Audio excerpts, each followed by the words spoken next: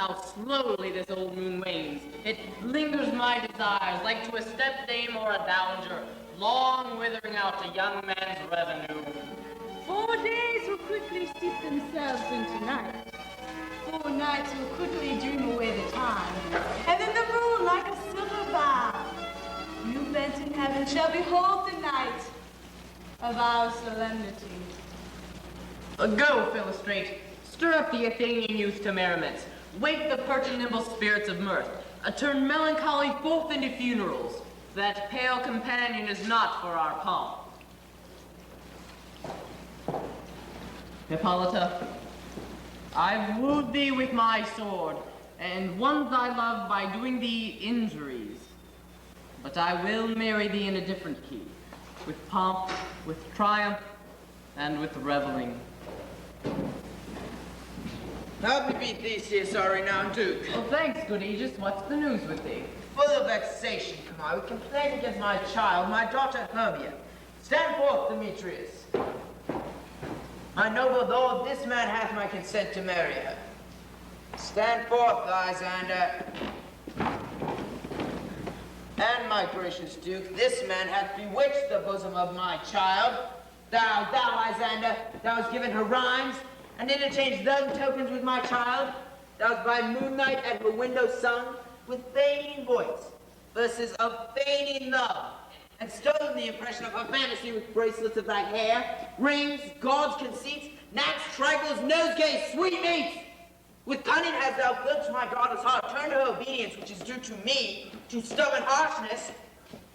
And my gracious Duke, be it so. If she will not hear before your grace consent to marry with Demetrius, I beg the ancient privilege of Athens. As she is mine, I may dispose of her, which shall be to either this man or to her death, according to our law, immediately provided in that case.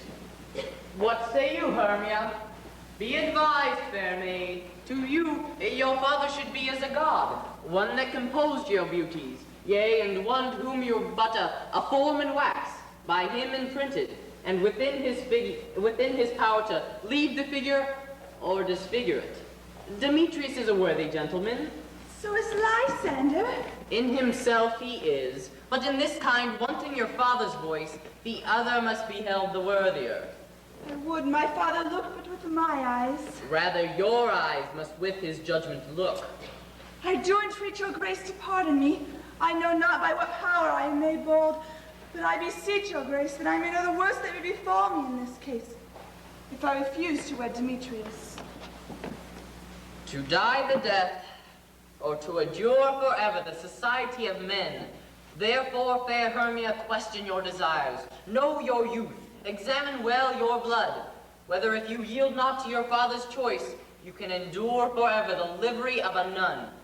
For I, to be in shady cloister mewed, to live a barren sister all your life, chanting faint hymns to the cold and fruitless moon. So will I grow, so live, so die, my lord, ere I yield my virgin patent up unto his lordship, whose unwished yoke my soul consents not to give sovereignty. Take time to pause, and by the next moon, the sealing day betwixt my love and me for everlasting bond of fellowship. Upon that day, prepare to die for disobedience to your father's will, or else wed Demetrius as he would, or on Diana's altar to protest for our austerity and single life. Relent, sweet Hermia. And Lysander yield, thy crazed title my certain right. You have her father's love, Demetrius. Let me have Hermia's. Do you marry him? Scornful Lysander! True he hath my love, and what is mine my love shall render him, and she is mine, and all my right to her I do instate unto Demetrius. I am my lord as well derived as he is well possessed. My love is more than his. My fortunes every way is fairly ranked, if not with vantage as Demetrius's. And, which is more than all these boasts can be, I am beloved of beauteous Hermia. Why should not I then prosecute my right? Demetrius, I'll avouch it to his head, made love to Nadar's daughter Helena, and won her soul. And she, sweet lady, dotes, devoutly dotes in idolatry upon this spotted and inconstant man. I must confess that I have heard so much, and with Demetrius thought to have spoke thereof, and being overfull in self-affairs, my mind did lose it. But Demetrius, come, and come, Aegis, I have some private schooling for you both. As for you, Hermia, look you arm yourself to fit your fancies to your father's will, or else the law of Athens yields you up, by which no means may we extenuate, to the death or to a vow of single life. Come, my Hippolyta. What cheer, my love? Demetrius, Aegis, come along. With duty and desire, we follow you.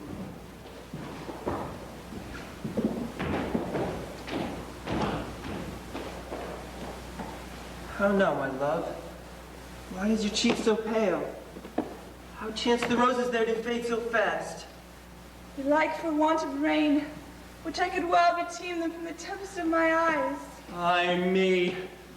For aught that I could ever read, could ever hear by tale or history, the course of true love never did run smooth. If then true lovers have ever been crossed, it stands as an edict in destiny. Then let us teach our trial patience, because it is a customary cross, as due to love as thoughts and dreams and sighs, wishes and tears, poor fancy's followers. A good persuasion. Therefore hear me, Hermia.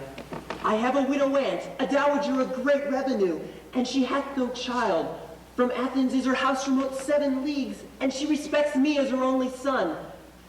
There, gentle Hermia, may I marry thee. And to that place the sharp Athenian law cannot pursue us. If thou lovest me, then steal forth thy father's house tomorrow night, and in the wood a league without the town, where I did meet thee once with Helen to do observance till morn of May, there will I stay for thee. My good Lysander, I swear to thee by Cupid's strongest bow, by his best arrow with the golden head, by all the vows that ever men have broke, in number more than ever woman spoke. In that same place thou hast appointed me. Tomorrow truly I will meet with thee. Keep promise, love. Oh, look, here comes Helena. Godspeed, fair Helena, whither away? Oh, call you me fair? Oh, that fair again unsay. Demetrius loves your fair. Oh, happy fair. Sickness is catching over favor so.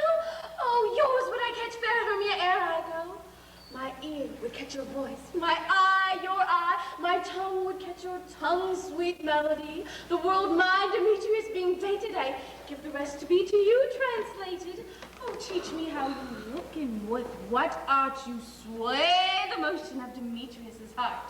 I frown upon him, yet he loves me still. Oh, that your frowns might teach my smiles such skill. I give him curses, yet he gives me love. Oh, that my prayers could such affection move. The more I hate, the more he follows me. The more I love, the more he hateth me. His folly, Helena, is no fault of mine. None but your beauty. Oh, would that fault were mine. Take comfort. He no more shall see my face. Lysander and myself shall fly this place. Helen, to your minds who will unfold, tomorrow night at time that lovers' flights doth still conceal, through Athens' gates we devise to steal. And in the wood where often you and I upon faint primrose beds were wont to lie, emptying our bosoms of their counsel sweet, there my Lysander and myself shall meet, and thence from Athens turn away our eyes to meet new friends in stranger companies. Farewell, sweet playfellow, and pray thou for us, and good luck grant thee thy Demetrius. Keep word, Lysander. We must starve our sight from lover's food tomorrow, deep midnight. I will, my Hermia. Helen, I view, as you on him, Demetrius dote on you. How happy some more others some can be. Through Athens I am thought as fair as she. But what of that? Demetrius thinks not so. He will not know all but he do know. And as he errs doting on Hermia's eyes, so I admiring of his qualities. Things base and vile holding no quantity, love can transpose to form and dignity. Love looks not with the eyes, but with the mind, and therefore is winged Cupid painted blind. Nor hath love's mind any judgment, taste, wings, no eyes, figure, unheedy haste. And therefore is love's be a child, because in choice he is so oft beguiled, as waggish boys and game themselves forswear, so the love boy is perjured everywhere. For ere Demetrius looked on Hermia's eye, he held down oaths that he was only mine. But when he this hail some heat from Hermia felt, so he dissolved in showers of oaths did melt. I will go tell him of fair Hermia's flight. Then to the wood will he tomorrow night pursue her. And for this intelligence, if I have thanks, it is a dear expense. But here in mean I to enrich my pain, to have his sight thither, then back again.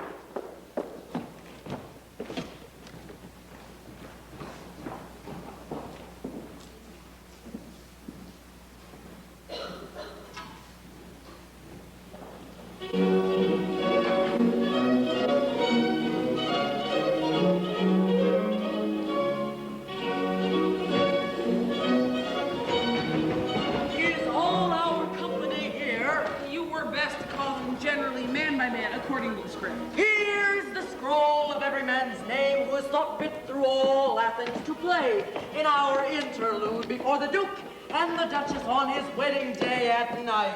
First, good Peter Quince, tell what the play treats on, then read the names of the actors, and so grow to a point. Mary, our play is the most lamentable comedy and most cruel death of Pyramus and Thisbe.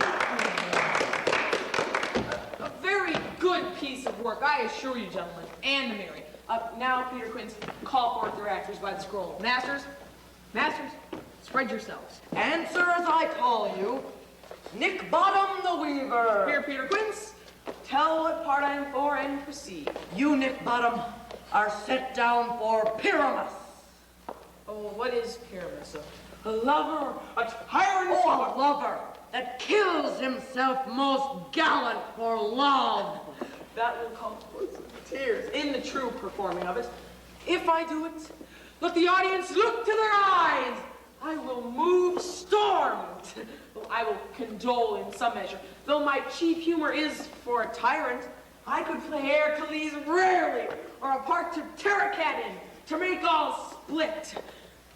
The raging rocks and shivering shocks shall break the locks of prison gates, and Phoebus' car shall shine from far, and make and mar the foolish fates.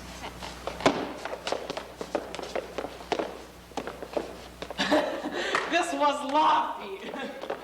Now read the rest of the actors by the scroll. This is Hercules' vein, tyrant's vein. The lover is more condoling. Francis Flute the bellows bender.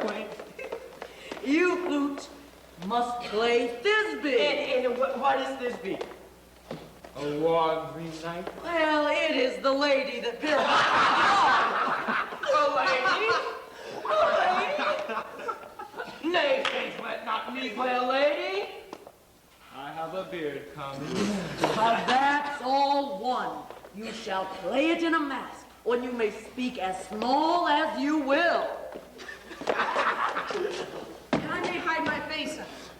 Let me play Thisbe too. No. I'll speak in a monstrous little voice. Thisbe! Oh, Pyramus, my lover dear, thy Thisbe nearing late. No.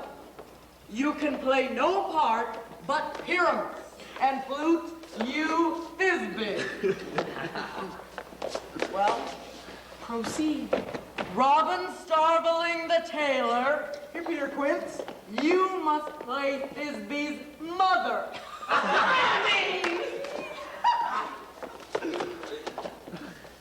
Tom Snout the tinker, Here, Peter Quinn. you Pyramus's father. Well, myself, Thisbe's father. Snug the joiner, you the lion's part. And I hope here is a play fitted. Have you the lion's part written? Pray you, if it be, give it me, for I am slow of study. Or you may do it extempore, for it is nothing but roaring. Let me play the lion too. I'll roar that I'll do any man's heart good to hear me. I'll roar that I'll make the Duke say, let him roar again! Let him roar again! Roar! And you should do it too terribly. You would fright the Duchess and the ladies that they would shriek, and that were enough to hang us all. Well, I grant you, friends, that if you weren't to fright the ladies out of their wits, they would have no more discretion but to hang us. But I shall aggravate my voice so that I'll roar you as gently as any sucking dove. I shall roar you and twir a nightingale. You can play no part but Pyramus. Oh, for Pyramus is a sweet-faced man, a proper man as one shall see in a summer's day, a most lovely, gentlemanlike man. Well, therefore, you must needs play Pyramus. Well, I will undertake it. What beard were I best to play it in? Oh, what you will. I could discharge it in either your orange tawny beard, your purple ingrain beard, or your French crown color beard, your perfect yellow. Some of your French crowns have no hair at all, and then you shall play it barefaced.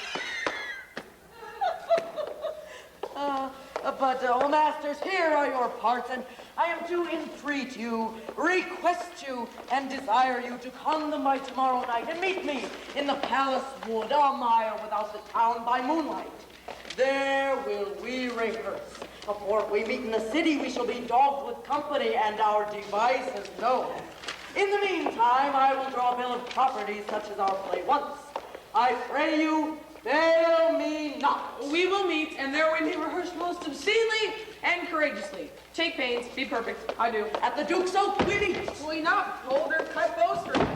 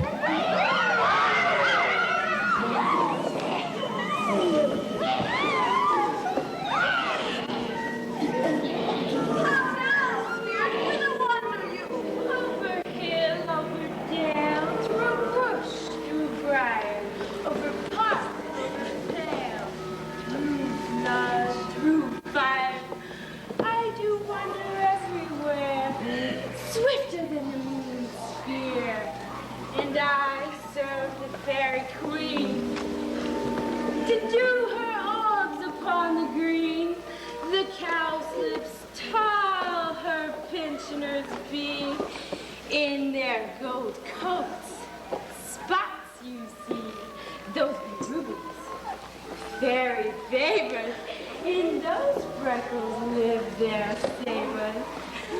I must go seek some dewdrops here and hang a pearl on every cow's lips here. Farewell, thou love of spirits, I'll be gone. Our queen and all her elves come here anon. The king doth keep his revels here tonight. Taking the queen come not within his sight. For Oberon is passing fell and wrath, because she, as her attendant hath, a lovely child stolen from an Indian king. She never had so sweet a changeling. And jealous Oberon would have the child, knighting his train to chase the forest wild. But she, of course, withholds the loved boy, crowns him with flowers, and makes him all her joy. Either I mistake your shape and make it white, or else you of that shrewd and knavish sprite called Robin Goodfellow.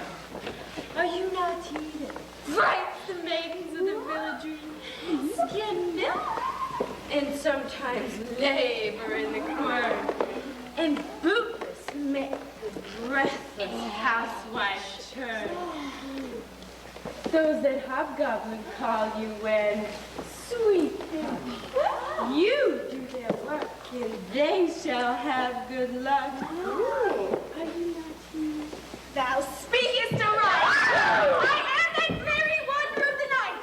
I jest to Oberon and make him smile, when I a being fat horse beguile, neighing in likeness of a filly foal, and sometimes lurk I in gossip's bowl, in very likeness of a roasted crab, and when she drinks, against her lips I do lob, and on her withered dewlap pour the ale, the wisest aunt, telling the saddest tale. Sometimes when 3-foot-stool mistaketh me, then slip I from her bum, and down topples she. But room fairies, here comes Oberon.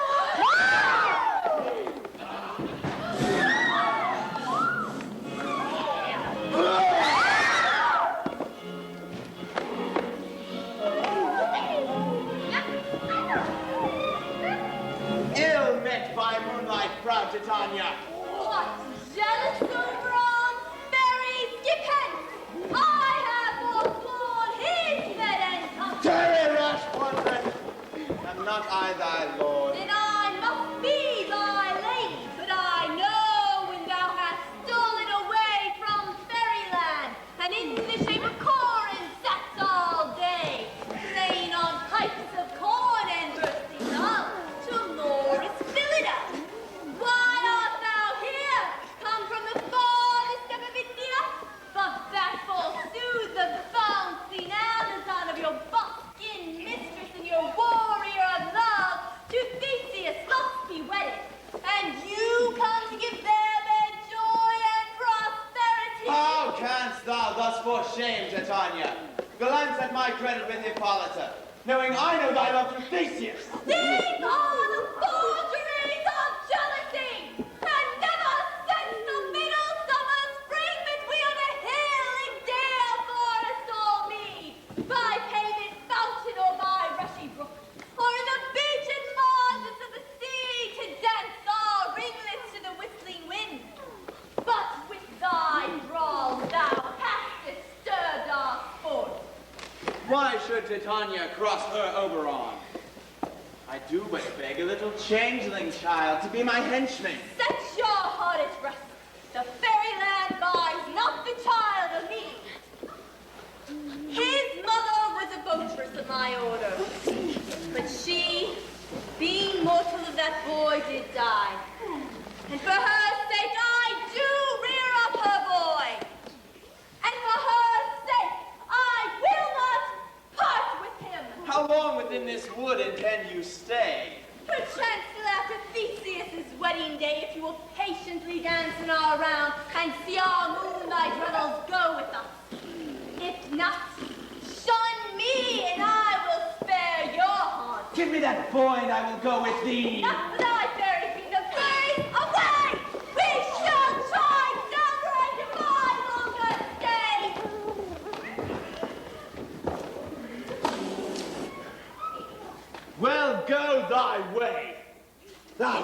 Depart not from this grove till I do thee torment for this injury.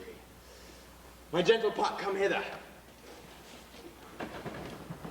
Dost thou remember it? Since once I sat upon a promontory and heard a mermaid on a dolphin's back uttering such dulcet and harmonious breath that the rude sea grew civil at her song, and certain stars shot madly from their spheres to hear the sea maid's music. I remember. That time I saw, but thou couldst not, flying between the cold moon and the earth, Cupid all armed.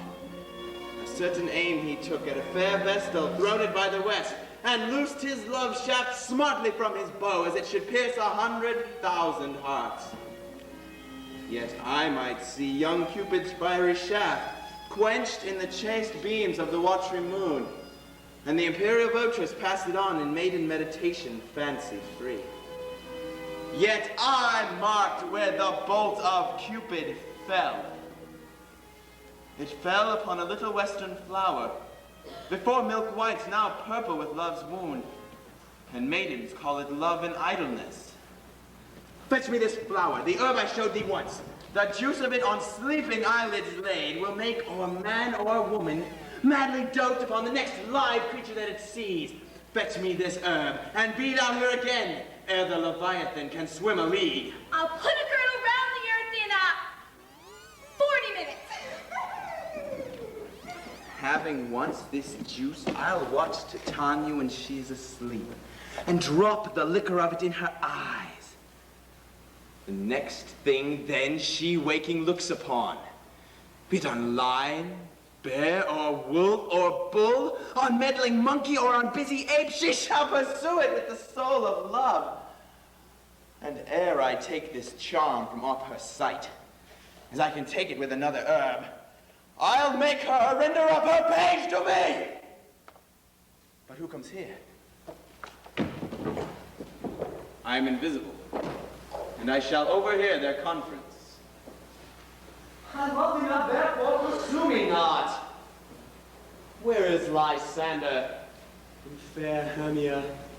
The one I'll slay, the other slayeth me. Thou toldest me they were stolen into this wood, and here I am enwoed within this wood because I cannot meet my fair Hermia. Hence, get thee gone and follow me no more. Oh, you draw me, you hard-hearted adamant, but yet you draw not I, for my heart is as true as steel. Leave your power to draw, and I shall have no power to follow you. Do I entice you? Do I speak you fair?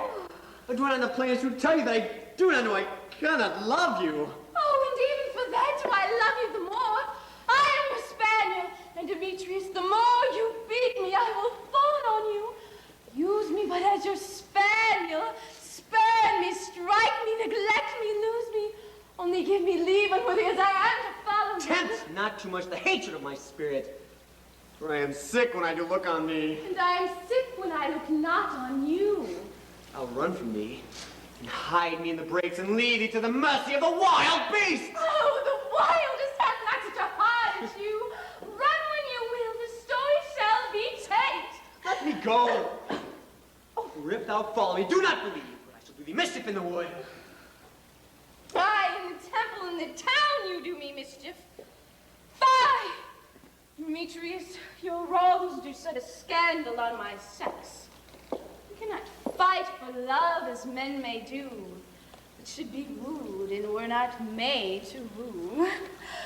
Oh, I'll follow thee and make a heaven of a hell, to die upon the hand I love so well.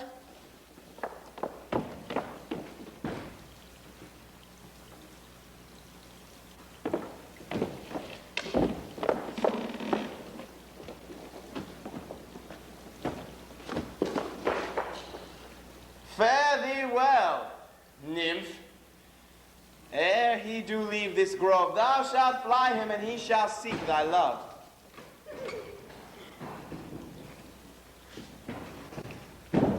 Hast thou the flower there?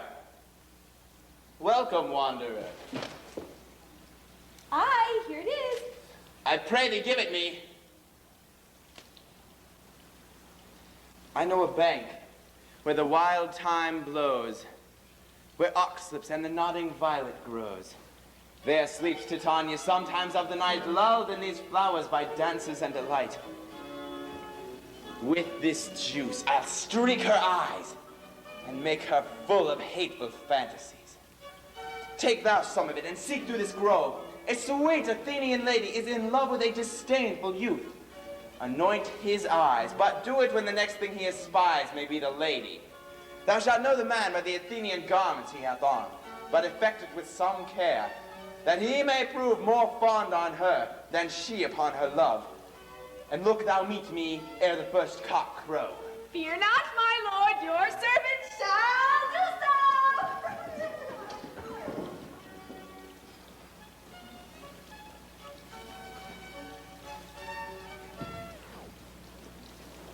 Come now a roundel and a fairy song.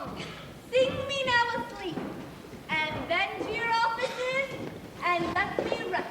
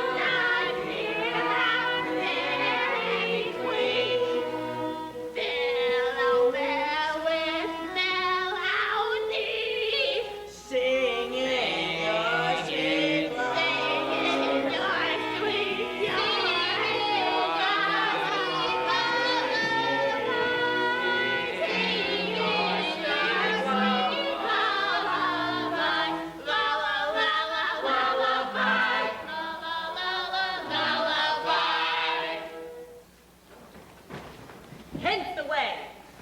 Now all is well. One aloof stand sentinel.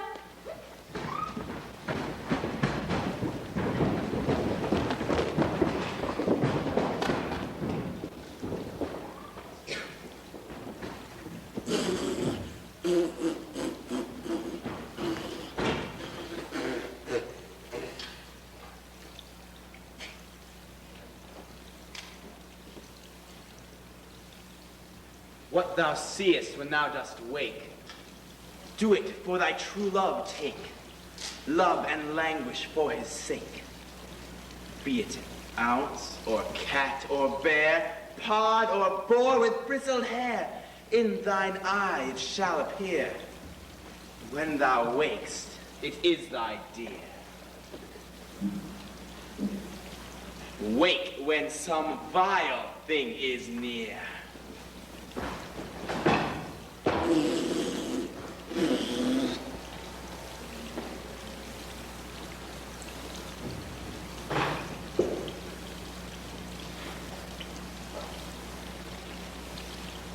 Fair love, you faint with wandering in the wood, and to speak truth, I forgot our way. We'll rest us, Hermia, if you think it good, and tarry for the comfort of the day. Be it so, Lysander. Find you out to bed. For I upon this bank will rest my head. One turf shall serve as pillow for us both. One heart, one bed, two bosoms in one throat. Nay, good Lysander, for my sake, my dear, lie further off yet. Do not lie so near. Oh, take the sense, sweet, of my innocence. Love takes the meaning in love's conference. I mean that my heart unto yours is knit, so that but one heart we can make of it. Two bosoms interchained with an oath, so then two bosoms and a single troth. And by your side no bedroom me deny. For lying so, Hermia, I do not lie. Gentle friend, for loving courtesy, lie further off yet in human modesty.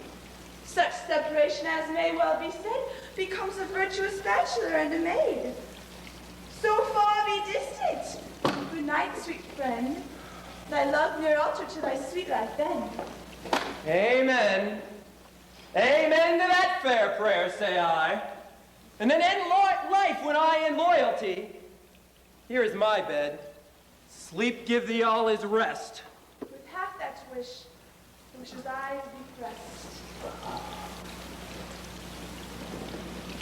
Through the forest have I gone, but Athenian found I none, on whose eyes I might approve this flower's force and stirring love. Night and silence. Who is here? Weeds of Athens he doth wear. This is he, my master said, despiseth the Athenian maid. And hear the maiden sleeping sound on the dank and dirty ground. Pretty soul, she durst not lie. So near this last love, this kill courtesy, churl upon thy eyes I throw. All the power this charm doth owe. When thou wakest, let love forbid, take his seat in thine eyelid. So awake when I am gone, for now I must to Oberon.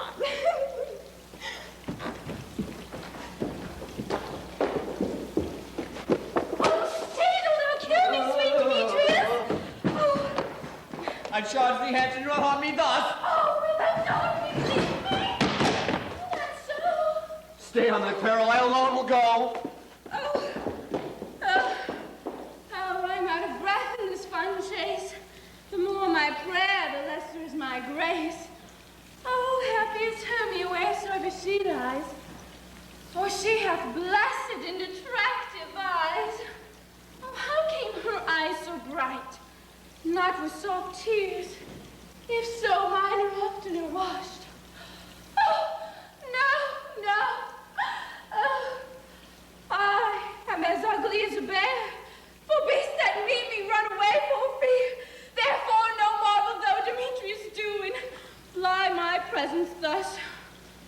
Oh, what wicked and dissembling glass of mine made me compare with Hermia's fairy eye? Oh, but who is here? Lysander on the ground, dead or asleep. I see no blood, no wound. Lysander, if you live, good sir, awake. Fire I will, Oh. for thy sweet sake. Oh. Transparent Helena! Nature shows art that through thy bosom makes me see thy heart. Where is Demetrius? Oh, how fit a word is that vile name to perish on my sword. Oh, do not say so, Lysander, say not so. Oh, what ye love your Hermia, Lord, what though? Yet Hermia still loves you, then be content. Content with Hermia? No, I do repent the tedious minutes I with her have spent. Not Hermia, but Helena I love. Who will not change a raven for a dove? The will of man is by his reason swayed, and reason says you are the worthier maid. Oh, wherefore was I to this keen mockery born? When at your hands did I deserve this scorn? Oh, is it not enough? Is it not enough, young man, that I did never, no, nor never can deserve a sweet look from Demetrius's eye? But you must flout my insufficiency. Oh, good troth, you do me wrong, good sooth you do, in such disdainful manner me to woo. Oh, but fare you well, perforce I must confess, I thought you lord of more true gentleness. Oh, the lady one man refused, should therefore of another be abused? Oh. She sees not Hermia. Ooh, Hermia. Ooh. Sleep thou there. Ugh. Never mayest thou come Lysander near. Ugh. And all my powers address your love and might to honor Helen and to be her knight. Lysander, help me! Do thy best to pluck this curling serpent from my breast. I made for pity what a dream was here. Lysander, look how I do quake with fear. Methought a serpent take my heart away, and you sat smiling at his cruel prey. Lysander, What removed? Lysander, Lord! What, gone? No sound, no word? Lad, where are you? Speak, and if you hear, speak of our loves. I swoon almost with fear. No? Then I will perceive you are not nigh. Either death or you I'll find immediately.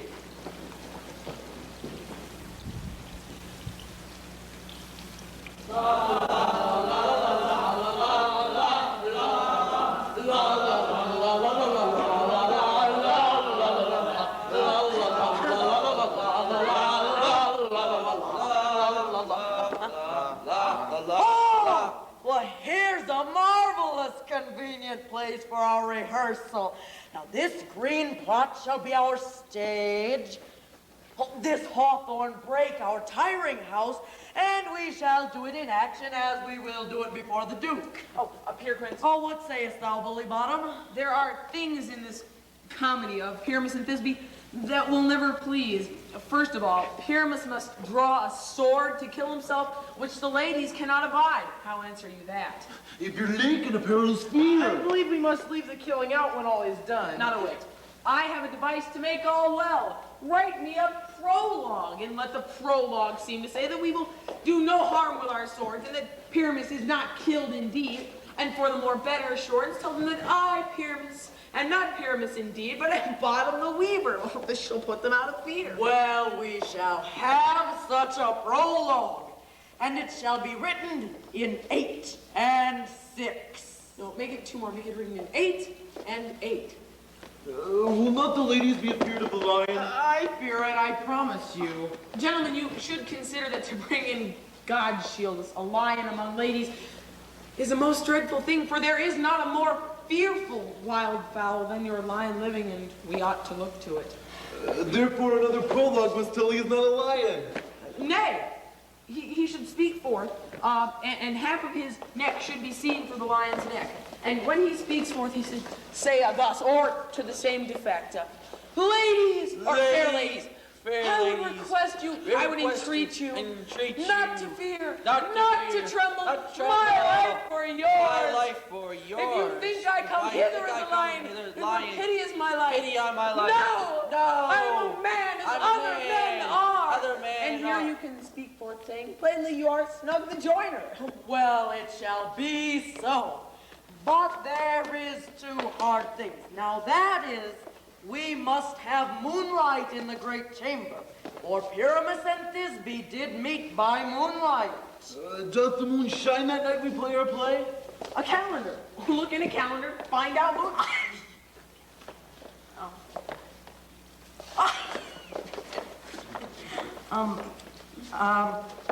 Oh, yes, it does shine that night. Well, then may you leave a casement of the great chamber window where we play our play open, and the moon may shine in at that casement. Or else one must come in with a lantern and a bush of thorns and say that he comes to disfigure or to present the person of moonshine. But there is another thing. We must have a wall in the great chamber, for Pyramus and Thisbe says the story did talk through a chink of a wall. But you can never bring in a wall. What say you, Bottom?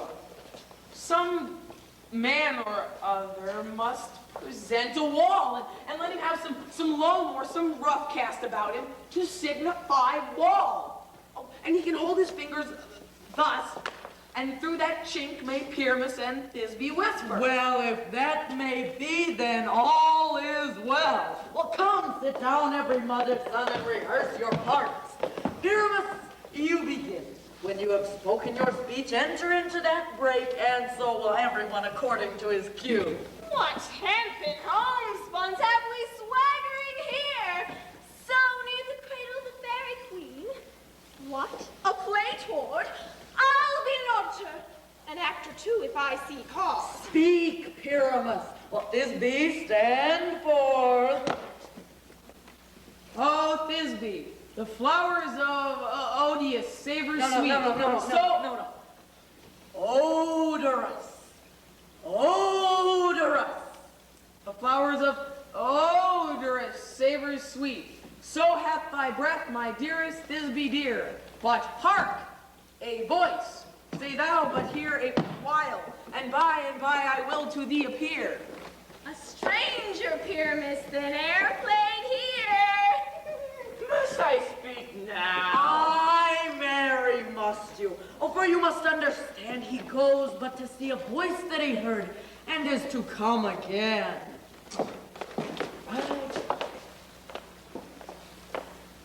Most radiant pyramid. No. Oh. Most lily white of him. No. Oh. Oh, color, like the red rose on a triumphant brow. Oh, as truest as the truest hose that yet would never tire.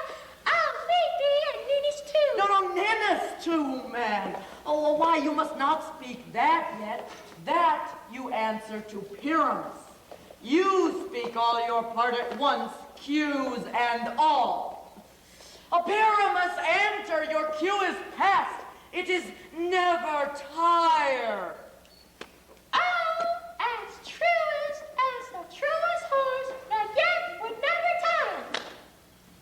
If I were fair Thisbe, I were only thine. Oh, monstrous, oh, strange, we are haunted. Oh, pray, masters, fly, masters. Help! I'll follow you, I'll lead you round about.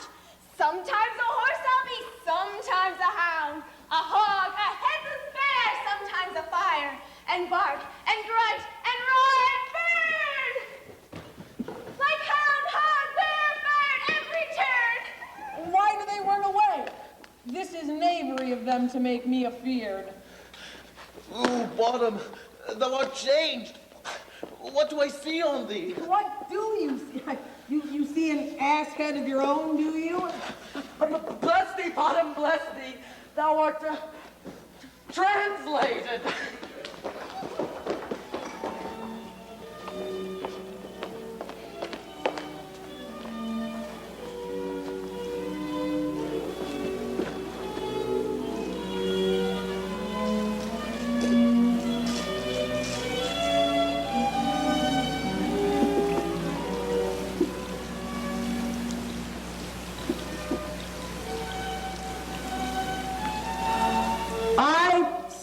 Their knavery. This is to make an ass of me, to fright me if they could, but I will not stir from this spot, do what they can. I will march up and down here, and will sing, that they shall see I am not afraid. The ouzel cock so black of hue, with orange tawny bill, the throstle with his note so true, the wren with little quill.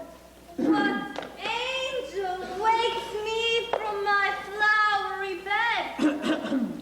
The finch, the sparrow, and the lark, the plain song cuckoo gray, whose note full many a man doth mark, and dares not answer nay. For indeed, who would set his wit to so foolish a bird? Who would give a bird the lie, though he cry cuckoo never so? I pray thee, gentle mortal, sing again. Mine ear is much enamored to thy note. So is my eye enthralled to thy shape, and thy fair virtue force, perforce doth move me, on the first view to say, to swear I love thee. Methinks, mistress, you should have little reason, ouch, for that. And yet, to say the truth, reason and love keep very little company together nowadays. Thou art as wise as thou art beautiful.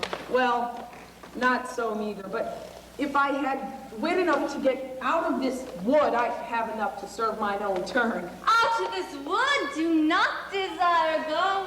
Thou shalt remain here whether thou wilt or no. I am a spirit of no common race. The summer still doth tend upon my sing. And I do love thee. Therefore go with me. I'll give thee fairies to attend on thee. Peas blossom. Ready. Cobweb. Ready. Moth. Ready. And mustard seed. Ready. Where shall we go? Be kind and courteous to this gentleman. Hop in his box. Gamble in his eyes. Feed him with apricots and dewberries, purple grapes, green figs and mulberries. And for honey bees, steal from the hummel-bees. And for night papers, crop their waxen thighs and light them at the fiery glowworm's eyes. To have my love, to bed and to arise. And pluck the wings from painted butterflies, to fan the moonbeams of his sleeping eyes. Nod to him, elves, and do him courtesies. Hail, Archie! Hail! Hail! I cry your worship's mercy heartily. I beseech your worship's name. Peas blossom! Good Master Peas Blossom, I shall desire you of more acquaintance. Your name, honest gentleman? Cobweb! Good Master Cobweb, I shall desire you of more acquaintance too. If I cut my finger, I shall make bold with you. Your name, honest gentleman? Mustard seed!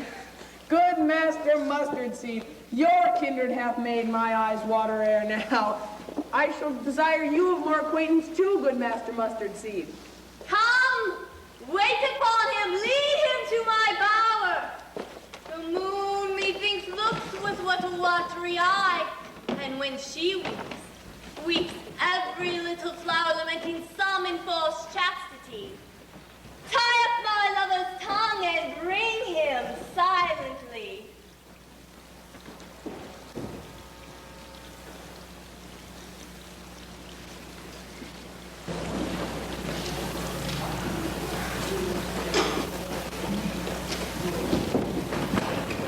How now, mad spirit? What night rule now about this haunted grove? My mistress, when a monster is in love, near to her close and consecrated bower, while she was in her dull and sleeping hour, a crew of patches, rude mechanicals, who met together to rehearse a play intended for great Theseus' nuptial day. I led them on in this distracted fear, and left sweet pyramids translated there.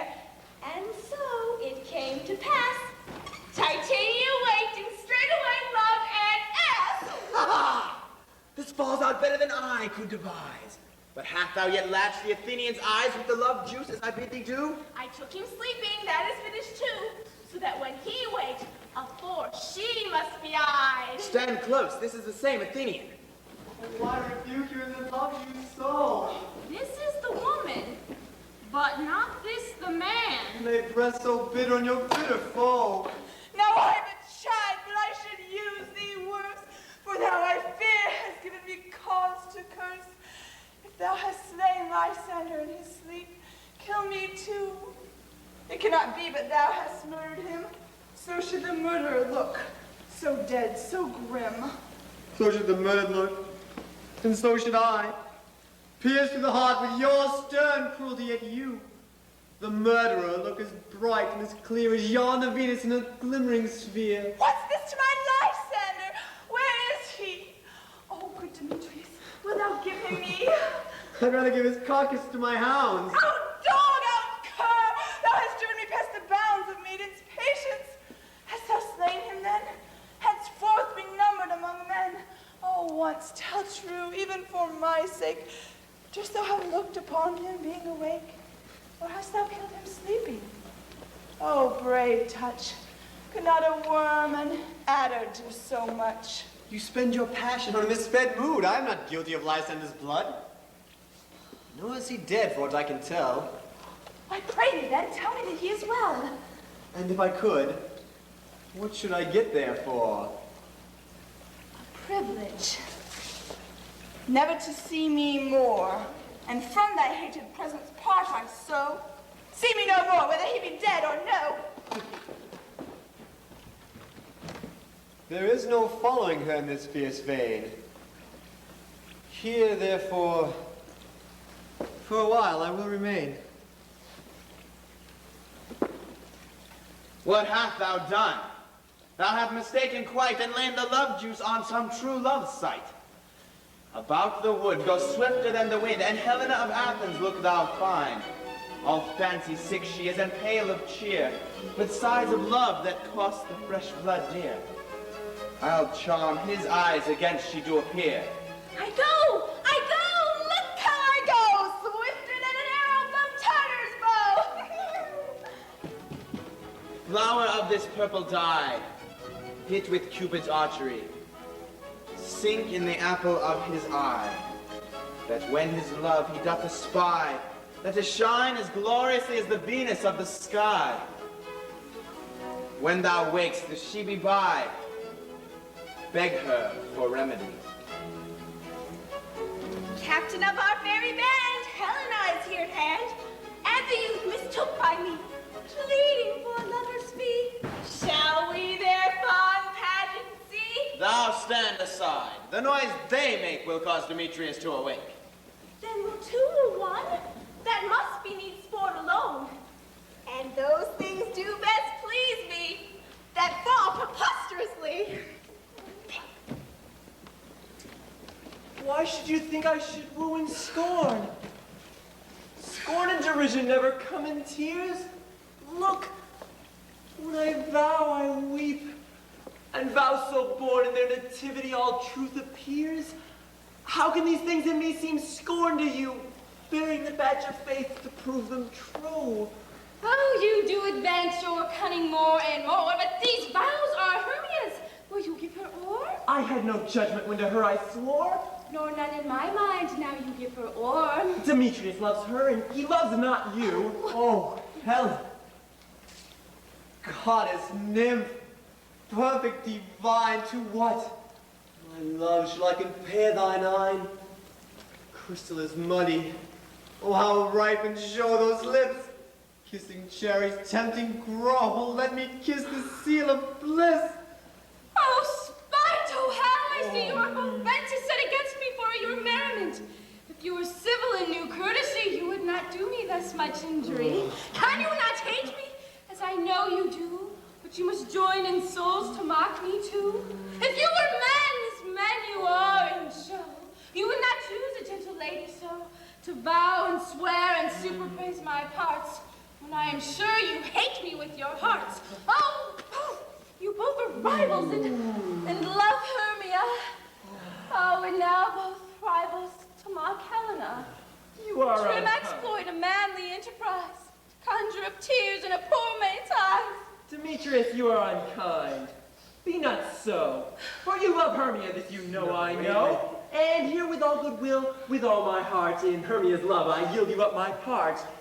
And yours of Helen to me bequeath, whom I do love and will do till my death. Never did mockers waste more idle breath. Lysander, keep thy Hermia. I will none. The fair I loved her, all that love is gone. My heart to her but is guestwise sojourned, and now to Helena home returned, there to remain. Helen, it is not so. Despair of the faith thou dost not know, lest to thy peril thou buy it dear. Look where thy love comes. Yonder is thy dear. Lysander found! Oh, my dear, I thank it brought me to thy sound.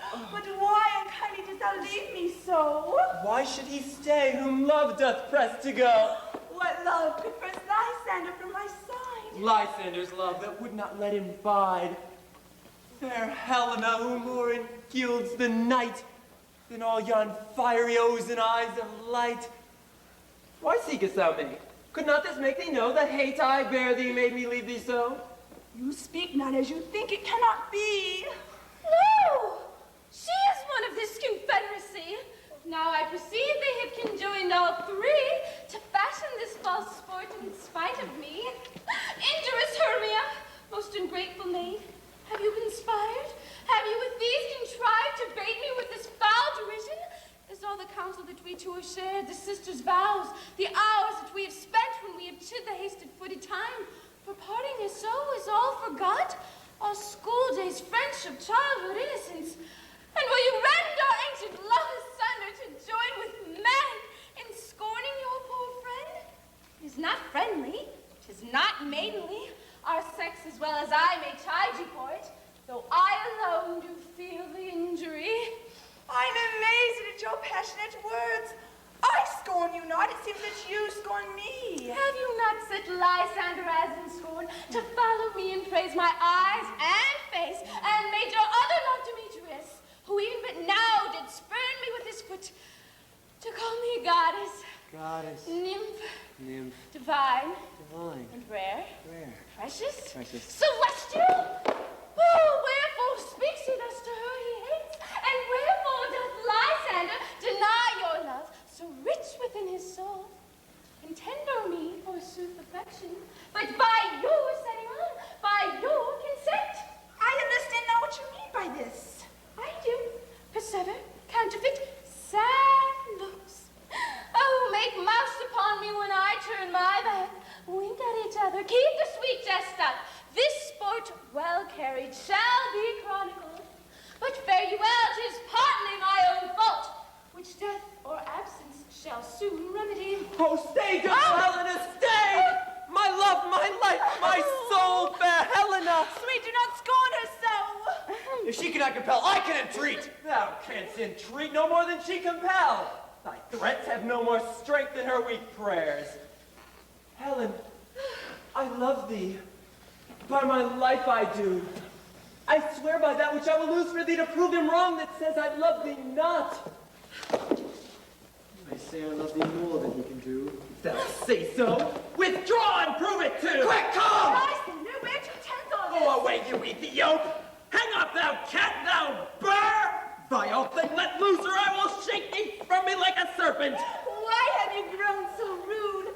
What changes this sweet love? Thy love out! Out, tawny Tartar! Do you not jest? Demetrius, I'll keep my word with thee! I would I had your bond, for I perceive a weak bond is holding you. I'll not trust your word. What? Should I hurt her? Strike her, kill her dead? Though I do hate her, I'll not harm her so. Hate me? Wherefore? Oh, me, what news, my love? Am I not Hermia? Are you not Lysander? Am I not as fair now as I was erewhile? Since night you loved me. Yet since night you left me. I, by my life, never did desire to see thee more. Therefore be out of hope, of question, of doubt. Be certain nothing truer. 'Tis no jest that I do hate thee. And love Helena. Oh, me! You juggler! You caker blossom! You thief of love! What, have you come by night and stolen my love's heart from him? Have you no modesty, no maiden shame, no touch of bashfulness? What, will you tear impatient answers from my gentle tongue? Fie, you counterfeit, you puppet, you... Puppet? Why so?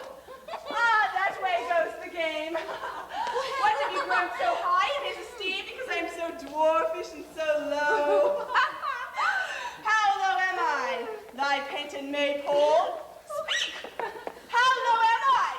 I am not yet so low but that my nails can reach unto thine eyes. Oh, I pray though you mock me, gentlemen. Oh, let you not hurt me. I was never cursed. I have no gift at all in shrewishness. I am a right maid for my cowardice. Oh, let you not strike me. Be not afraid, she shall not harm thee, Helena. No, sir, she shall not, though you take her part. Oh, when she is angry, she is keen and shrewd. She was a vixen when she went to school, and though she be but little, she is fierce. Little again? Nothing but low and little? Why will you suffer her to flaunt me thus? Let me come to her! Get you, God, you dwarf! You minimus of hindering nutgrass maid! You bead, you acorn! Let her alone. Speak not of Helena, take not her part. For if thou dost intend never so little show of love to her, thou shalt abide it, dear. Now she holds me not. Now follow if thou darest. To try whose right of thine or mine is most in Helena. Follow, nay. I go with thee cheek by jowl. You, mistress! All this coil is long of you, nay, go not back. I will not trust you. I no longer stay in your accursed company. Your hands than mine are quicker for a fray. My legs are faster though to run away. I am amazed. I know not what to say. This is thy negligence. Still thou mistakest, or else committest these knaveries willfully. Believe me, King of Shadows, I mistook. Did not you tell me I should know the man by the Athenian garments he had on? Thou seest, these lovers seek a place to fight. Aye, therefore, Robin, overcast the night. The starry welkin cover thou anon, with drooping fog as black as Acheron, and lead these testy rivals so astray as one come not within another's way. Like to Lysander sometimes frame thy tongue, and stir Demetrius up with bitter wrong, and sometimes rail thou like Demetrius. And from each other look thou lead them thus, till o'er their brows death, counterfeiting sleep, with leaden legs and batty wings doth creep. Then crush this herb into Lysander's eye, whose liquor hath the virtuous property to take from thence all error with his might, and make his eyeballs roll with wonted sight. When they next wake, all this derision shall seem a dream and fruitless vision. And back to Athens shall the lovers wend with league whose date till death shall never end. Whiles I in this affair do thee employ, I'll to my queen to beg her Indian boy, and then I will her charmed eye release from monster's view, and all things shall be peace. My fairy lord, this must be done with haste, for night's swift dragons cut the clouds full fast. I have with the morning's love oft made sport, but notwithstanding haste, make no delay. We may effect this business yet ere day.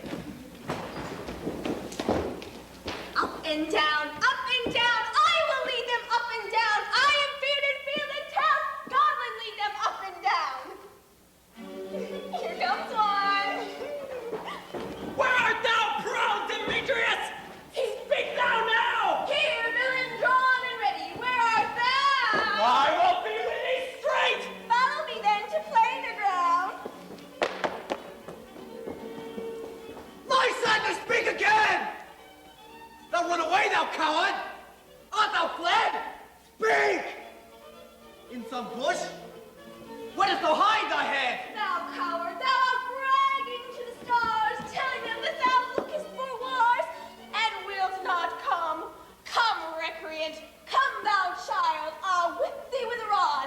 He is defiant that draws a sword on thee. Yea, art thou there? Follow me then, we'll try no manhood here.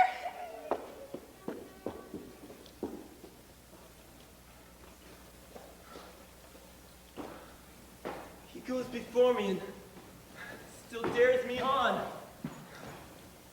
When I come where he calls, then he's gone. Villain is much lighter heeled than I. Followed fast, but faster did he fly. That fallen am I in dark, uneven way, and here will rest me. Come, thou gentle day. Oh, coward, why comest thou not? Abide me if thou darest, for well I wot. Thou runnest before me, shifting every place, and darest not stand, nor look me in the face. Where art thou now? Come hither, I am here. Nay, then thou mockest me. Thou shalt buy this dear if ever thy face by daylight see. Now go thy way. Faintousness constraineth me to measure out my length on this cold bed. My days approach. Look to revisit it. Oh, weary night, oh, long and tedious night. Abate thy hours, shine comforts from the east, that I may back to Athens by daylight. From these which my poor company detest, and sleep that sometimes shuts up sorrow's eye. Steal me a while from mine own company. Yet but 3, 2 of both kinds makes up 4. Here she comes, cursed and sad. Well, Cupid is a knavish lad, thus to make poor females mad. Ever so weary, ever so in woe, the devil with dew and torn arthritis. I can no further crawl, no further go. My legs cannot keep pace with my desires. Here will I rest me till the break of day. Heaven shield thy sand if they mean a fray. On the ground, sleep sound. I'll apply to your eye, gentle lover, remedy. When thou wakest, thou takest true delight in the sight of thy former lady's eye. And the country proverb known, that every man should take his own. Jack shall have Jill, not shall go ill. The man shall have his mare again, and all shall be well.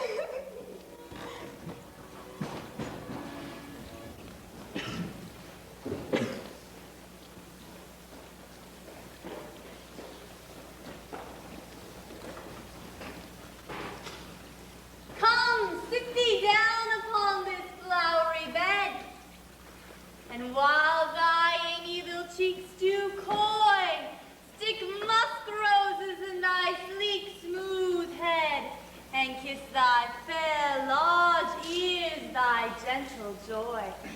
Where's Peas Blossom? Ready? Scratch my head, Peas Blossom. Where's Monsieur Cobweb? Ready? Monsieur Cobweb, good, monsieur. Kill me a red-hipped humblebee on top of a thistle, and bring me the honey bag. Oh, and good, monsieur, have a care the honey bag break not. I would loathe to see you overflown with a honey bag, good monsieur. Where's Monsieur Mustard Seed? Ready? Give me your neef, Monsieur Mustard Seed. I pray you leave your courtesy, good monsieur. What is your will? Nothing, good monsieur, but to help Cavallari Cobweb to scratch. I must to the barber's, for methinks I am marvelous hairy about the face, and I am such a tender ass that if my hair do but tickle me, I must scratch. Say, sweet love, would thou desirous to eat? Oh, I could munch your good dry oats, but methinks I have a great desire to a bottle of hay. Good hay, sweet hay. I have no fellow? I have a venturous fairy that shall seek the squirrel's hoard and fetch thee new nuts. Oh, I should rather have a handful or 2 of dried peas, but I pray you, let none of your people disturb me. I have an exposition of sleep come upon me. Sleep thou there, and I will wind thee in my arms.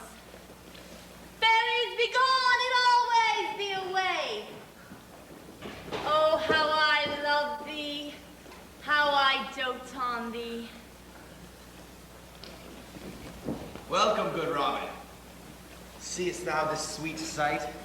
Her dotage now I do begin to pity. For of meeting her of late behind the wood, seeking favors for this hateful fowl, I did upbraid with her and fall out with her. When I at my pleasure had taunted her, and she in mild terms begged my patience, I then did ask of her changeling child, which straight she gave me, and her fairy sent to bear him to my bower in fairyland. And now that I have the child, I will undo this hateful imperfection of her eye. And, gentle Puck, take this transformed scalp, mop the head of this Athenian swain, that he, awaking when the other do, may back to Athens all again repair, and think no more of this night's accident, but as the fierce vexation of a dream. But first I shall release the fairy queen.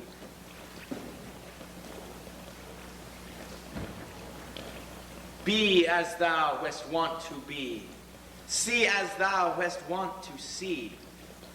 Dian's bud or Cupid's flower hath such force and blessed power. Now, my Titania, Awake you, my sweet queen. My Oberon, what visions have I seen? Methought I was enamored of an ass. There lies your love. How came these things to pass? Oh, how my eyes do loathe his visage now. Silence a while. Robin, take off this head. Now, when thine own fool's eyes peep. Come, my queen, take hands with me and rock the ground whereon these sleepers be. Thou and I are new in amity, and will tomorrow midnight solemnly dance in Duke Theseus' house triumphantly, and bless it to all fair prosperity. There shall the pairs of faithful lovers be, wedded with Theseus in jollity. Fairy king, attended mark, I do hear the morning lark. Come, my lord, and in our flight, tell me how it came this night that I, lying here, was found with these mortals on the ground.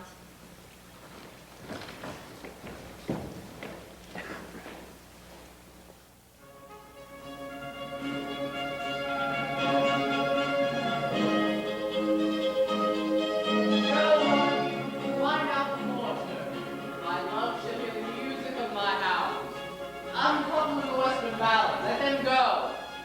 I was with Hercules and Cadmus once when in the woods of Crete they bade the fair with hounds of Sparta.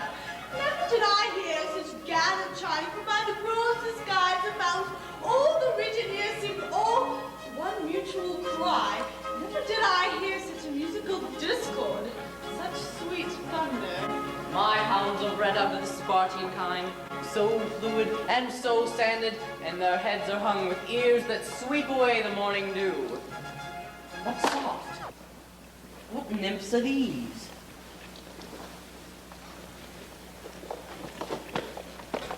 My lord, this is my daughter here asleep.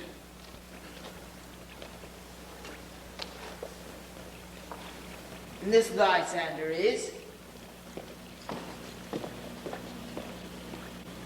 This Demetrius and this Helena, old Neos Helena. I wonder if they're being here together. No doubt they rose up early to observe the rite of May, and hearing our intent came here in grace of our solemnity. But speak, Aegis, is not this the day that Hermia should give her answer of her choice? It is, my lord. Go bid the huntsmen wake them with their horns. Good morrow, friends. Pardon, my lord. I pray you all, stand up. I know you two are rival enemies. How come in this gentle concord of the world that hatred is so far from jealousy that you may sleep by hatred and fear no enmity? My lord, I shall reply amazedly, half sleep, half waking, but as yet I cannot truly say how it is I came here. But as I think, for truly would I speak, I came with Hermia hither. Our intent was to be gone from Athens, where we might, without the peril of the Athenian laws... Enough! Enough, my lord, you have enough. I beg the law. The law upon his head. Demetrius they would have stolen away. They would, thereby defeating you and I. You of your bride. And me of my consent. Of my consent that she should be your wife. My lord, fair Helena told me of their stealth, of this their purpose hither to this wood, and I in fury followed them. And Helena, in fancy, followed me. But my lord, I would not know by what power, but by some power it is, my love for Hermia melted as the snow. And all the faith, the virtue of my heart, the object and pleasure of mine eye is only Hermia. To her, my lord, was I betrothed ere I saw Hermia. For like a sickness I loathe this food. But come I to my natural tastes, do I now wish it, love it, long for it, and will forevermore be true to it. Fair lovers, you are fortunately met. Of this discourse we will hear anon. Aegis, I will overbear your will. For in the temple by and by, these lovers shall be eternally knit with us. And now for the morning is something worn. Our purpose of hunting shall be set aside. Away with us to Athens. 3 and 3, we will hold a great feast in our solemnity. Come, Hippolyta. Are you sure that we are awake? It seems to me we had sleep, we dream. Do you not think the Duke was just here and bid us follow him? Yeah, and my father. And Hippolyta. And he did bid us follow to the temple. Then we are awake. Let us follow him. And, by the way, let us recount our dreams.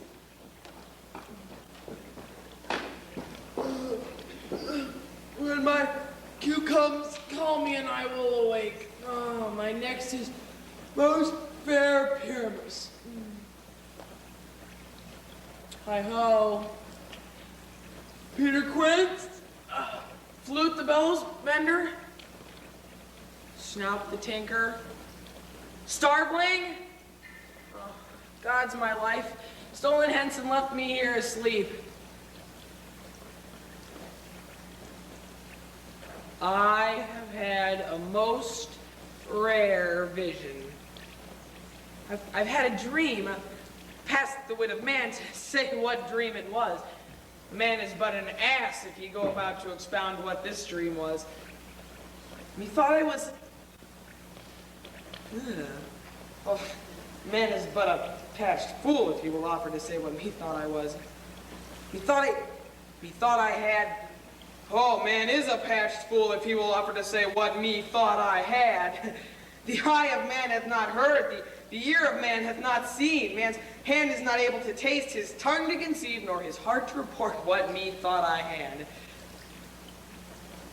I will get Peter Quince to write a ballad of this dream, and it shall be called Bottom's Dream, for it hath no bottom, and I will sing it in the latter end of the play before the Duke. Peradventure, to make it more interesting, I shall sing it at her death.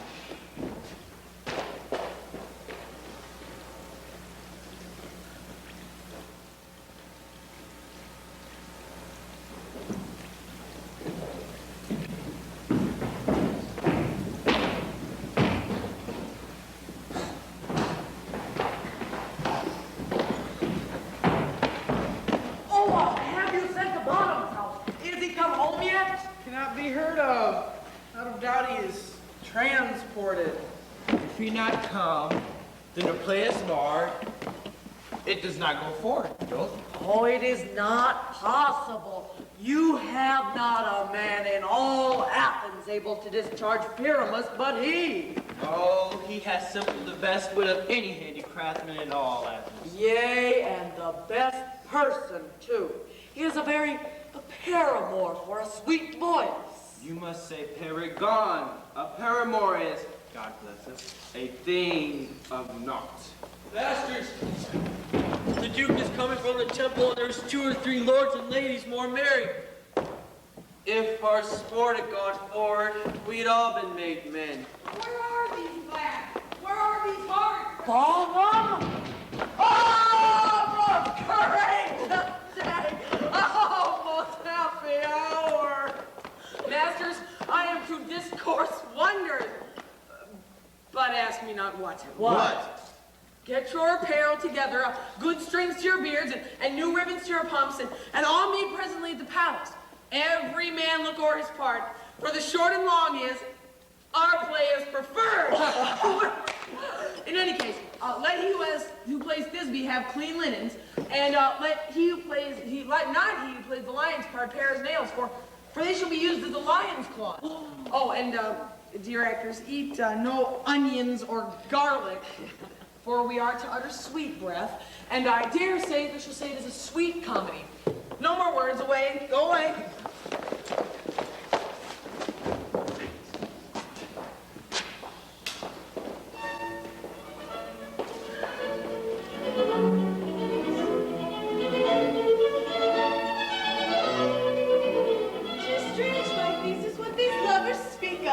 More strange than true, I may never believe these antique fables, nor these fairy toys. Madmen and lovers have such seething brains, such shaping fancies, that apprehend more than cool reason comprehends. The madman, the lover, the poet are of imagination, all compact.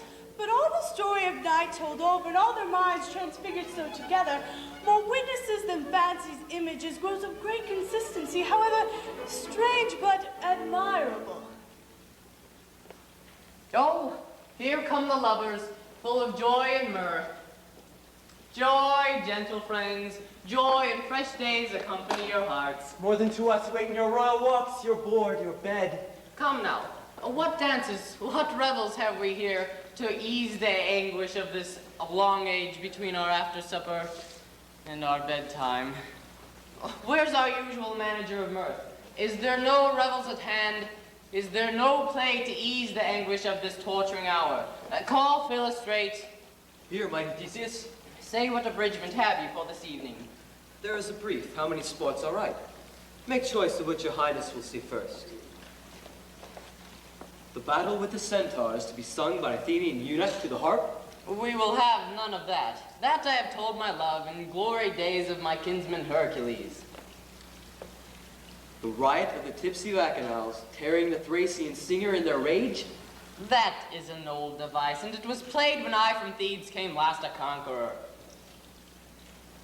The thrice three muses, mourning for the death of learning, late deceased in beggary. That is some satire, keen and critical, not sorting with a nuptial ceremony. A tedious, brief scene of young Pyramus and his love Thisbe, very tragical mirth. Merry and tragical, tedious and brief. That is hot ice and wondrous strange snow. How will we find the concord of this discord? The play there is, my lord, some 10 words long, which is as brief as I have known a play. But by 10 words, my noble lord, it is too long, which makes it tedious. For in all the play there is not one word apt, not one player fitted. And tragical, my noble lord, it is, for therein Pyramus doth kill himself, which, when I saw rehearsed, I must confess, made mine eyes water. But more merry tears, the passion of loud laughter, never shed. What are they that do play it? Hard-handed men that work in Athens here, which never labored in their minds till now, and now have toiled their unbreathed memories with this same play against your nuptial. We will hear it. No, my noble lord, it is not for you. I have heard it over. It is nothing, nothing in the world, unless you can find sport in their intent, extremely stretched and conned with cruel pain to do you service. I will hear that play, for nothing can be amiss when simpleness and duty tender it. Go bring them in. I love not see wretchedness ere charge, and duty in his service perishing. My gentle sweet, you shall see no such thing. He says they can do nothing of this kind. The kind are we to give them thanks for nothing. Our sport shall be to take in what they mistake, and what noble duty cannot do, take it in might, not merit. So please, your grace, the prologue is addressed. Let him approach.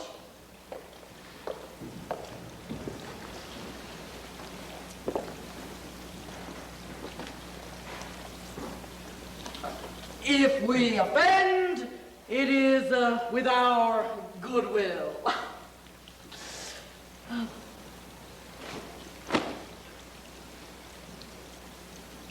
That you should think we come not to offend, but with goodwill. To show our simple skill, that is the true beginning of our end. Consider then we come but in despite. Oh, we do not come as minding to content you. Our true intent is, all for your delight, we are not here. We are here.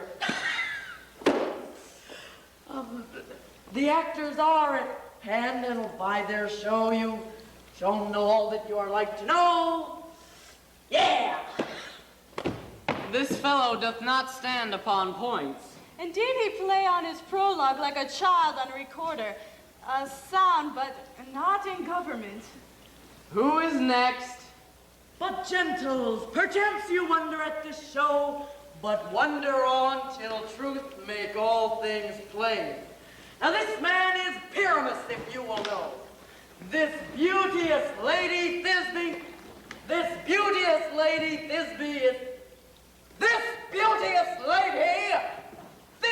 is certain. This man with loam and rough cast doth present wall, that vile wall which did these lovers sunder. And through walls chink, poor souls, they are content to whisper at thee which let no man wonder. Now this man with lantern, dog, and bush of thorn presenteth moonshine. For if you will know by moonshine did these lovers think no scorn to meet, at Ninus' tomb there to woo. Now this grisly beast, which Lion hight by name, the trusty Thisbe coming first by night, did scare away, or rather, and as she fled, her mantle she did fall, which Lion, vile with bloody mouth, did stain. Anon comes Pyramus, sweet youth and tall, and finds his trusty Thisbe's mantle slain. Whereat with bloody, blameful blade, he bravely broached his boiling, bloody breast. And Thisbe, tarrying in mulberry shade, his dagger drew and died. For all the rest that Lion, moonshine, and lovers twain, large discourse, well, here they do remain.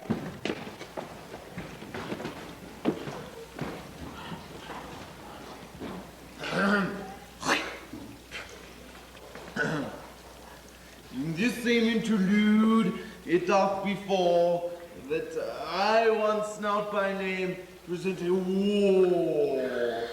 In such a wall, I would have you think that had in it crannied hole or chink, to which the lovers Pyramus and Thisbe did whisper often, very secretly. This loom, this rough cast, this stone does show that I once not by name present a wall. In such a wall, I would have you think that had in it crannied hole or chink, to which the lovers Pyramus and Thisbe did whisper often very secretly. This loom, this rough cast, this stone does show that I once not by name present a wall. In such a wall, I would have you think that in it crannied hole or chink. Night! Oh, night with you so black! Oh, night which ever art when day is not! Oh, night! Oh, night! Alack, alack, alack. I fear my Thisbe's promise is forgot. And thou, oh wall, oh sweet, oh lovely wall, which stands between her father's ground and mine, thou wall, oh sweet, oh lovely wall, show me thy chink to blink through with mine eye. Show me thy...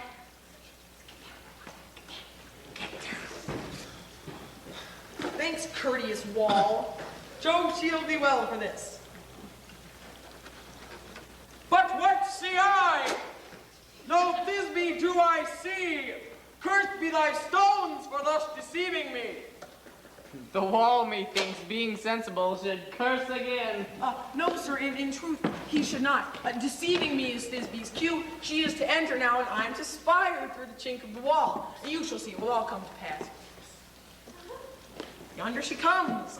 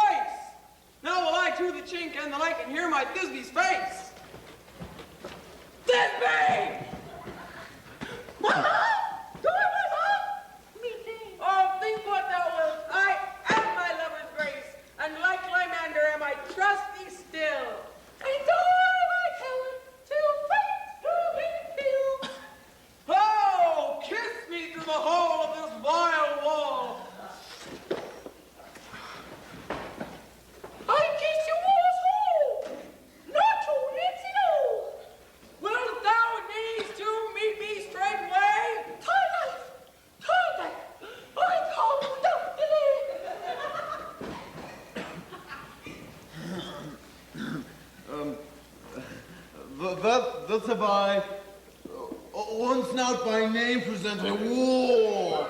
In such a war, thou would have you think that at any cranny hole or chink, through which the lovers Paramus of Thisbe did whisper often very secretly, this loom, this rough cast, this stone does show that I, one snout by name, present a war.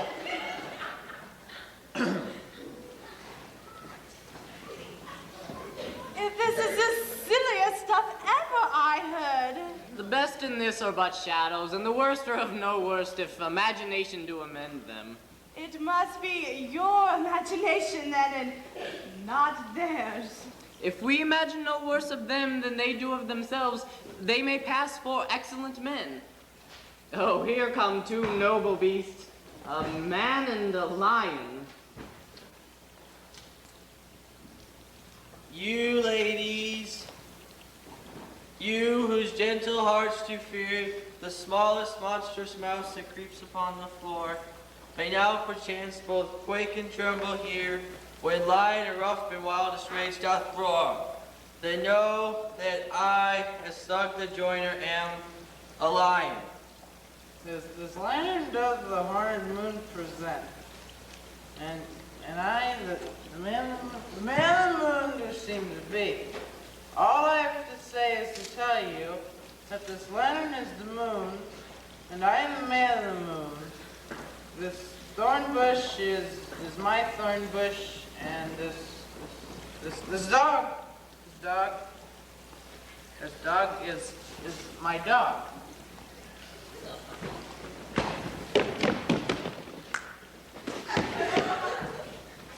This is Oldie's tune. Where's my love? Where's my love?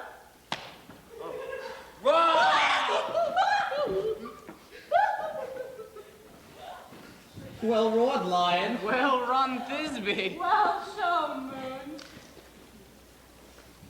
Sweet moon, I thank thee for thy sunny beams.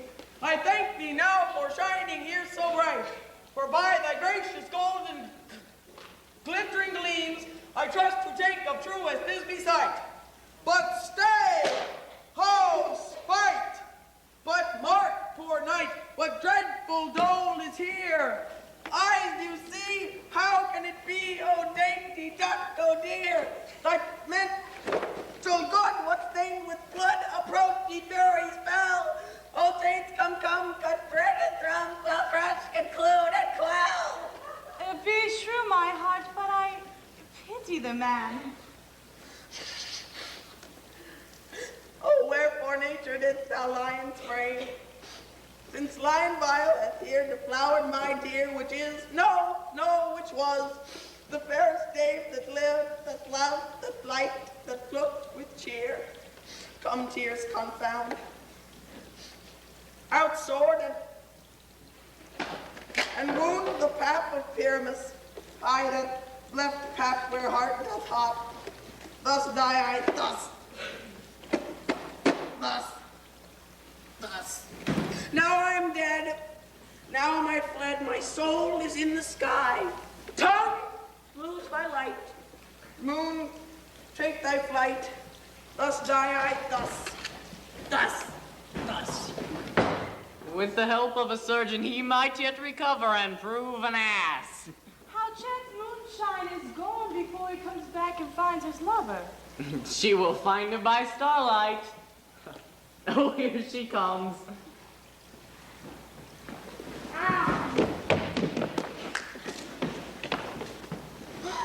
Oops. Asleep, my love? What time, my dove? Must cover thy sweet eyes. These little lips. These cherry nose. These yellow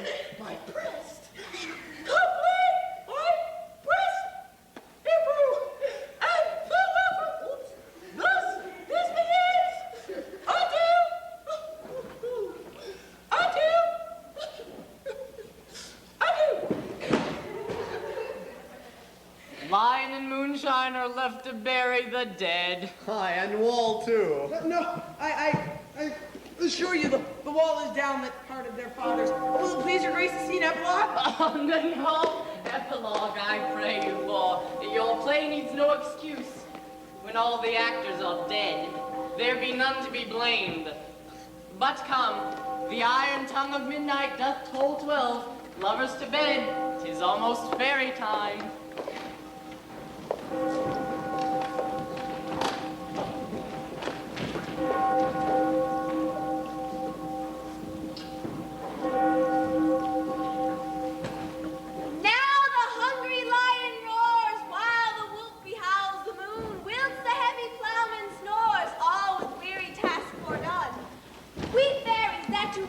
Triple hectates team in the presence of the sun.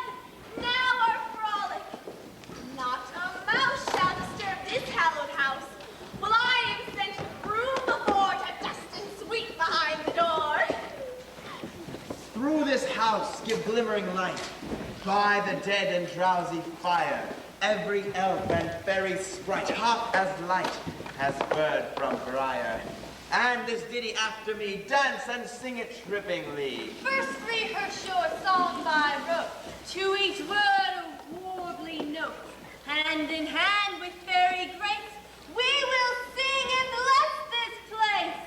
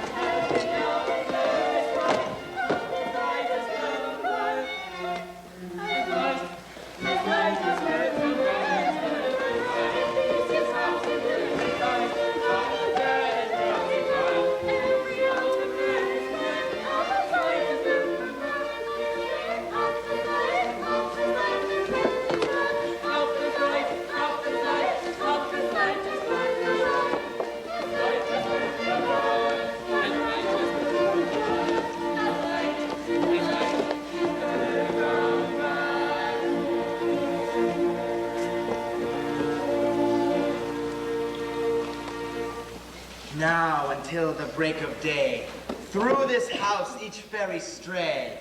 To the best bride bed will we, which by us shall blessed be. And the issue there create ever shall be fortunate. So shall all the couples three ever true and loving be. And the blots of nature's hand shall not in their issue stand. Never mole, hair lip, nor scar, nor mark prodigious, such as are despised in nativity, shall upon their children be.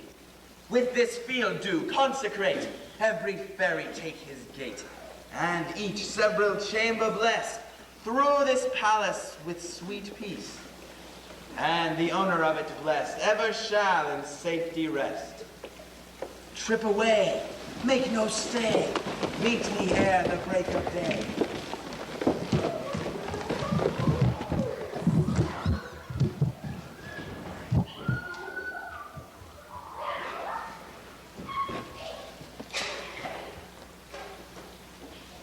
If we shadows have offended, think but this in all is mended, that you have but slumbered here, while these visions did appear, and this weak and idle theme, no more yielding but a dream. Gentles, do not reprehend. If you pardon, we will mend.